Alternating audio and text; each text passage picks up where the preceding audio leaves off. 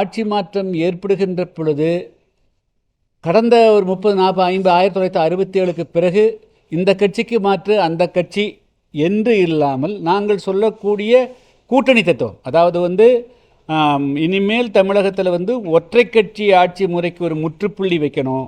ஒற்றை கட்சி ஆட்சி முறை ஏகாதிபத்திய உணர்வுகளை உருவாக்குது. இன்றைக்கி எப்படி அமெரிக்காவினுடைய ட்ரம்ப்பு தான் நினச்சது தான், அதாவது அந்த கட்சியினுடைய அந்த அமெரிக்காவினுடைய பாராளுமன்றத்தை பற்றி கூட கவலைப்படாமல் தான் நினைத்ததை செய்யக்கூடிய அளவுக்கு யார் மேலும் வேண்டாலும் படையெடுக்கலாம், எந்த நாட்டை வேண்டாலும் கைப்பலாம், யாரை வேண்டுமென்றாலும் இது செய்யலாங்கிற ஒரு எதேச்ச போக்கு உருவாகுதோ அதுபோல் ஆட்சிக்கு கைக்கு விட்டால் எதை வேண்டுமென்றாலும் செய்யலாம் என்ற ஒரு மனப்பான்மை கடந்த 67 கடந்த 2021 நடைபெற்ற தேர்தலிலும் ஆட்சிக்கு வந்த இடத்துல மனோநிலை இருக்கிறது.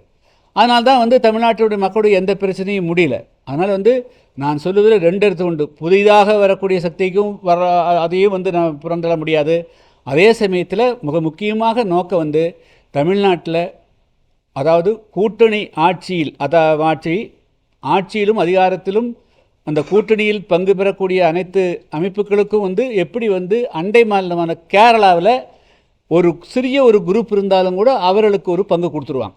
அவங்க ஒரு 10 எம்எல்ஏ 5 எம்எல்ஏ இருந்தாலும் கூட அவங்களுக்கு ஆட்சியில் பங்கு கொடுத்துருவாங்க. அதன் மூலமாக அந்த கேரளாவில பெரிய அளவுக்கு ஊழலோ குற்றச்சாட்டுகளோ எழறதில்லை.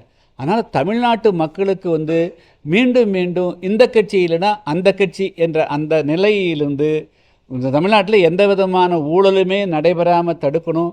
தமிழ்நாட்டுக்கூட ஏழை எளிய மக்கள் வாழ்வு பெறணும்னு சொன்னால் முதல்ல இந்த கூட்டணி ஆட்சிங்கிறது தான் மிக முக்கியமாக. அதுதான் நான் சொல்லக்கூடிய கருத்தினுடைய மிக முக்கியமான நோக்கம்.